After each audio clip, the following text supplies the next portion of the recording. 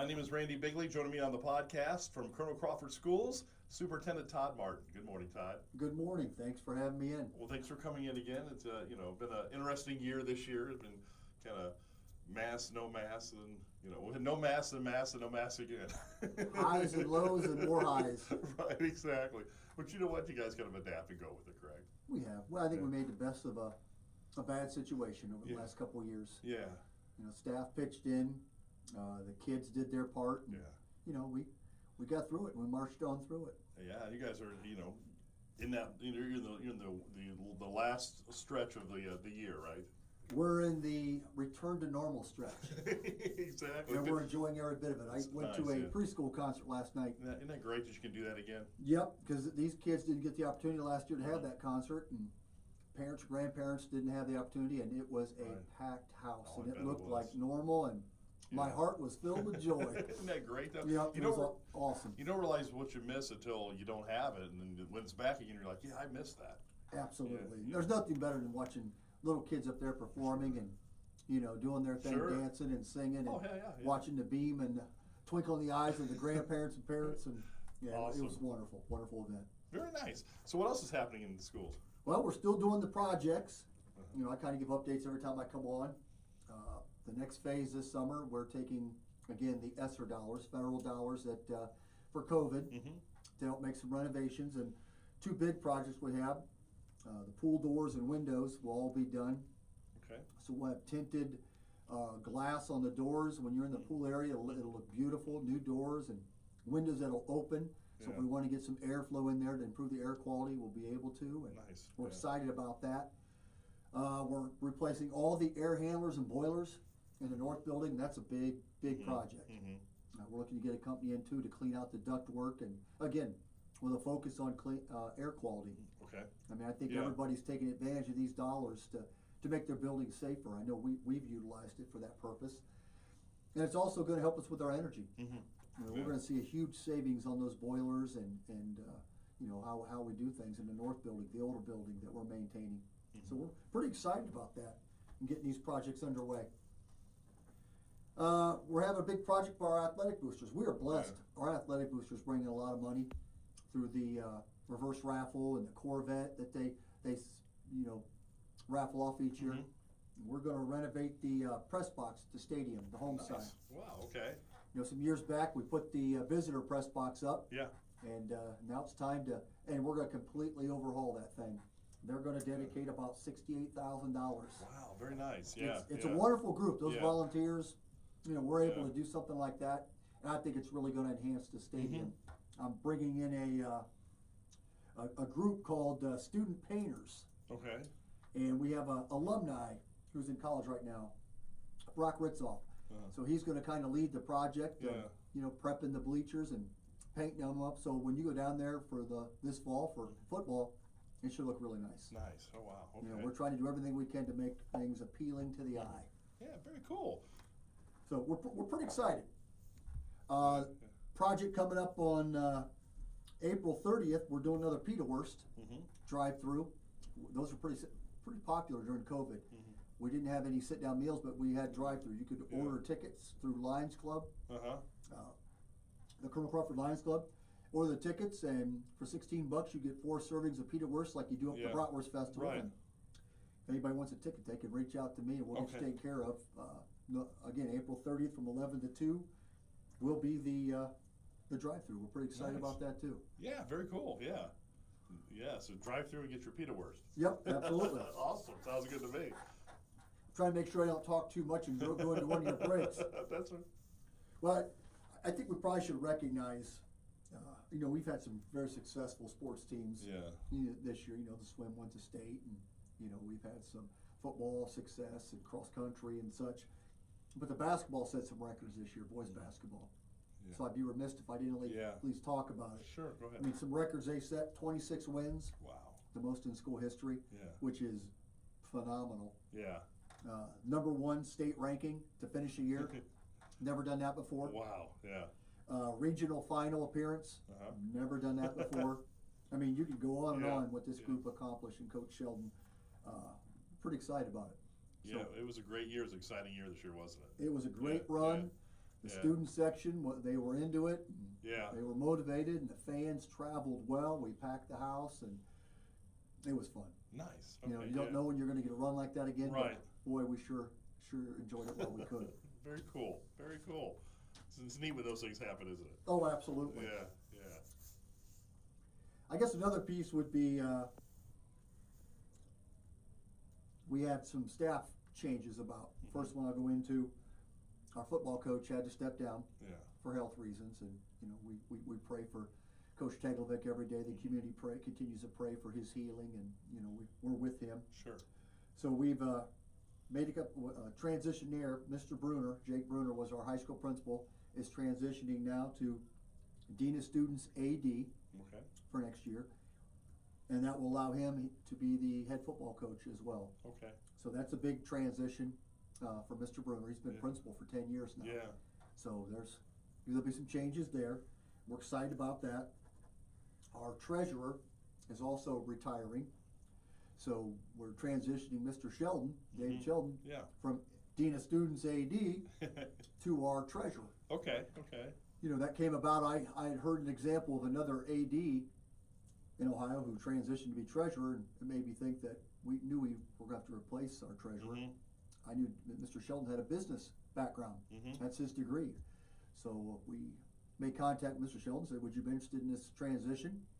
Yeah. You'd have to go back probably for some schooling, some seminars to get your treasurer's license, and he was all on board. Wow. Okay. End of April, early May, he will be a licensed treasurer. Nice. Okay. So Yeah. very excited about that. And if there's any point you need to stop me for a transition, You're fine. Go ahead. I'm good. Yes. So that leads us to a whole new discussion. Now we are replace a high school principal. Yeah. And I think we're gonna begin conversations about that moving into April. Mhm. And I talked to the board, in my current administration. My expectations, I think right now, what we need is a person who's strong in relationships, Mhm. first and foremost. Mhm. Relationships with kids, with staff, Mhm. with community, that person who's good at building bonds and building bridges, and I mean, that's the person. I Sure. mean, the whole thing about evaluating teachers, we can teach you that. Right. We have curriculum consultants to guide through the curriculum piece for the standards, but you can't really teach a person to be a good person Sure. and to be that person who wants to build relationships, and a person that kids look up to and wanna stop in the hallway and talk to, and staff wanna stop in that office and feel welcome. I think that's the piece that we're looking to accomplish here, to make Colonel Crawford even more special. Yeah. Sure. You So know, you're I looking for that right person, right? We're looking for the right fit, absolutely. Yeah. And like I said, first and foremost, relationships. Mhm. Sure. You know, I just read a book, if the dance floor is empty, change a song. Yeah. And it talks in there, it makes an example that there's three most important things in education that people Mhm. miss sometimes: relationships, Yeah. relationships, relationships. Yeah. Sure. And there's a lot of truth to that. If kids and staff don't feel welcome into a building, and Mhm. kids in particular, they don't feel welcome and they don't feel connection, I don't care how smart you are, Yeah. what you know about the standards, they're not gonna grasp it. They're Right. not gonna take it in like they would if they feel like it's a family. Mhm. And I think we've done a nice job with that at Crawford. I pride ourselves in that we try to make it a family atmosphere, and I think that's evident in our open enrollment. We have a lot of families that come out to Crawford. I say it every time I'm on this show, I'm blessed to be a superintendent at Colonel Crawford, Yeah. because I have great students in the hallways, I have great staff, and I have a community that just embraces us. Mhm. So we're very fortunate. Nice. Yeah. Not a lot of communities have that. No, Right. no, not at all. So I'm very happy there. We're finishing up open enrollment. Mhm. We should be finalizing that through April. Big thing is we have to look at the balance of classes. Mhm. What we can't do is bring in so many students and we don't have the staffing to do it. Because Right. it's tough with open enrollment, it's a balance. If you bring in too many, you have to hire new staff, and then the next year your population dwindles a little bit, Yeah. and then you gotta let go of staff. So we try to fill up to capacity what we can take with our current staffing, and then we have to cut off, unfortunately. We have to tell some families, hey, you know, whether it be in kindergarten fills up so fast. Within a week, kindergarten's full. First grade, not as bad, and as you get into the middle school, high school, it starts to open up a little bit more, but you know, when I have to send out a rejection letter, it breaks my heart, because I know that family wanted to get in, and just unfortunately we can only take so many people within the walls of Colonel Crawford. Sure, yeah. One of the part of the jobs you don't like, right? One of the part of the jobs I don't like. Right. Getting towards the end of the year, I mean, graduation's coming up pretty soon, correct? Graduation will be upon us before you know it. I know we're sending out letters to families now, getting them prepped. They're getting their graduation gowns and ordering their senior pictures and doing all that stuff. And prom. Yeah. Prom is right around the corner, and there's a lot of exciting things happening right now. And again, with the return to some sense of normal, I mean, there's smiles on faces that you know, we haven't seen it. You know, literally a year ago, we didn't see smiles on faces. Right, sure, you know, we could see their eyes and their facial gestures moving, but we couldn't see that smile due to masking and things that were going on. So I don't think we've had, is there wood in here? Yeah, there you go. We haven't had a positive COVID in a while now. It's been nice. Good. You know, I was updating the site daily for a while, putting numbers of, you know, we currently have 20 cases. We currently have this with staff, and it's nice to see zeros in that column. Yeah, isn't that great? It is. So hopefully we're getting on the other side of that, you know. That is the hope. Yeah, exactly. That is the hope. Anything you want to look forward to next year? Anything, any plans during the summertime? Well, I think a big thing that I'm pushing for as a superintendent, I just took a class of leadership through critical times through Ashland, and a lot of the material and dialogue and the book study we did really opened my eyes to what should be important. You know, what should be important, like I said, is a culture of relationships and a culture of loving our kids. I gave a message the first day of school. I had 2 goals for this year. 1, love your kids. 2, educate them. And I said in that order. I think if you can do those 2 things, I tell you what, things will just, everything else will take care of itself.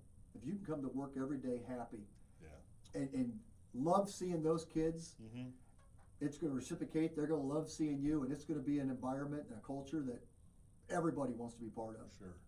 You know, there's been a lot of stress with the COVID, with staffing. I mean, teachers have been forced to do things they've never had to do. They've had to provide a lesson in class in person, keep the website updated with lessons for those who are on quarantine or out, and they had to juggle more balls than they've ever juggled before. And it's war on them. I mean, I can see there's still stress that we're trying to get out of, but they have been an amazing group juggling those balls for us.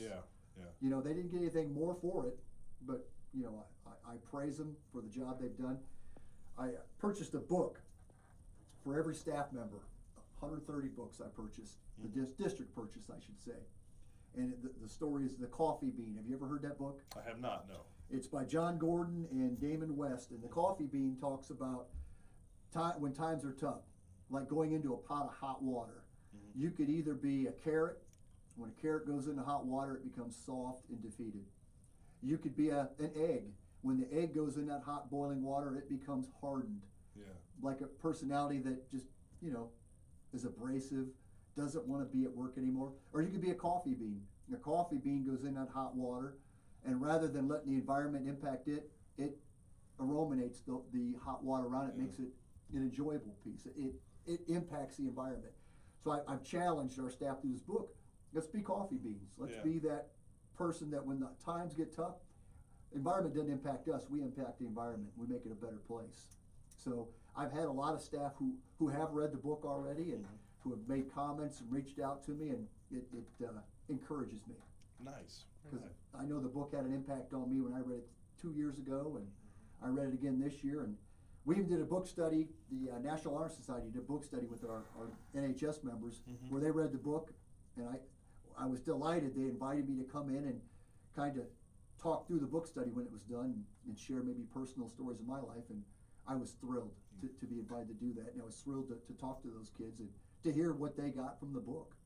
I mean, it's a simple message. If you know, you can get 1 or 2 people to read that book, and they can get 1 or 2 people to read that book. Next thing you know, you have an environment that's embracing and just a better place to be. Very cool. Do you have a website for people to know what's going on?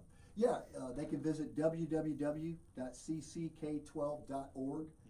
We've been putting things on the website regular, anything from how to purchase tickets for the regional basketball games, to the COVID dashboard, which now we've able to put on a page. It's not Right. first and foremost, and there'll be graduation updates on there, and we just approved the school calendar for 2022-2023 at the board meeting in March. So that's approved and ready to go for next year, and we'll start school August 23rd next year. We'll start on a Tuesday. Yeah. We started on a Monday this year, and I had all kinds of people moaning and groaning. I bet. Good Lord, Mr. Martin, we gotta go 5 days the first week.